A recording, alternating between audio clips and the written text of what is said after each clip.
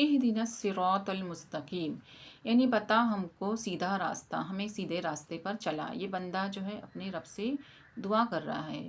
تو اللہ تعالیٰ کیا فرماتے ہیں اپنے نبی کی زبانی کہ سیدھا راستہ کون سا ہے؟ قرآن کا راستہ ہے، اللہ کی نبی کی سنتوں کا راستہ ہے، حدیثوں کا راستہ ہے۔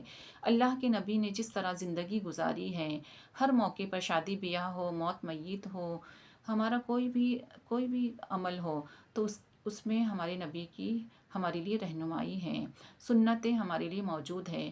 تو قرآن اور حدیثوں کے مطابق، سنتوں کے مطابق اپنی زندگی کو ڈھالنا، یہ کیا ہے؟ سیدھا راستہ ہے۔ تو ہم نے اب دعا مانگی، اللہ تعالیٰ راستہ بتا رہے ہیں، تو ہمیں اس کو فالو کرنا ہے۔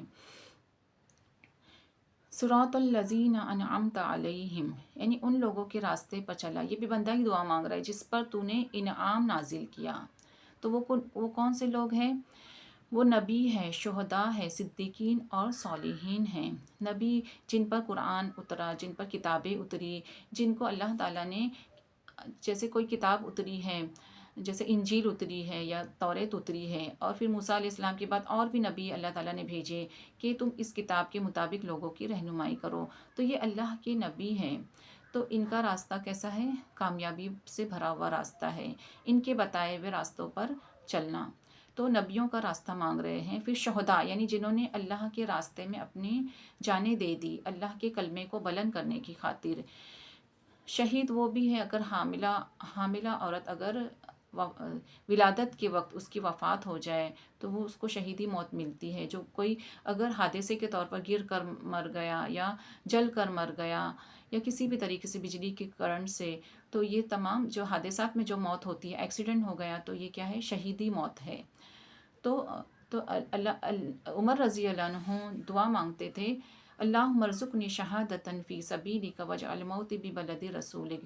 اے اللہ تو مجھے اپنے راستے کی شہادت عطا فرما، یعنی اللہ کے راستے میں فی سبیل اللہ کام کرتے ہوئے، دین کا کام کرتے ہوئے، یا کسی کی ہیلپ کرتے ہوئے، یا حلال روزی کماتے ہوئے اگر موت آ گئی تو یہ شہیدی موت ہے۔ اور میری قبر کو تیرے نبی کے شہر میں بنا۔ تو واقعی ان کی دعا یہ قبول ہوئی ہے۔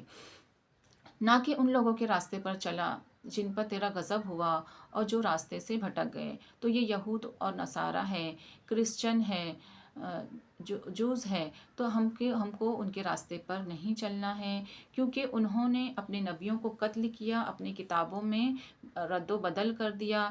ان سے کوئی آ کر کہتا کہ یہ زنا کا جو حکم ہے یا چوری کی جو سزا ہے اس کو ہمارے لیے تخفیف کر دو، تو وہ لوگ ان کے لیے دوسری سزا بتاتے تھے، اس آیت پر ہاتھ رکھ دیتے تھے، ان سے معاوضہ لیتے تھے اور ان کو دوسرا حکم بتاتے تھے، کوئی ہلکا حکم۔ اپنی کتابوں کو انہوں نے، اپنے احکامات کو چھپا کر رکھا اور لوگوں میں اس کی تبلیغ نہیں کی۔ ہمارے لیے قرآن ہر ایک بچے کے ہاتھ میں، ہم میں سے ہر ایک قرآن پڑھ سکتا ہے، سمجھ سکتا ہے، عمل کرتے ہوئے ہم دوسروں تک پہنچانا ہم کو چاہیے۔ تو یہ اللہ تعالیٰ کی ہم پر بڑا احسان ہے۔ تو قرآن کی حفاظت اللہ تعالیٰ نے اپنے ذمے لے لیا ہے کہ انا انزلناہ الذکر و انا لہ لحافظون، کہ ہم نے ہی ذکر یعنی قرآن کو نازل کیا ہے اور ہم نے ہی اس کی حفاظت کی ذمہ داری لے لی ہے۔ قرآن کے بارے میں اللہ تعالیٰ یہ بھی فرماتے ہیں کہ اگر تم کو قرآن پر یقین نہیں ہے تو تم کوئی ایسی ایک سورہ بنا کر لاؤ۔ تو آج تک کسی نے ایک آیت بھی نہیں بنائی ہے۔ تو قرآن اتنا زیادہ بڑا زندہ اور جاوید جو ہے معجزہ ہے۔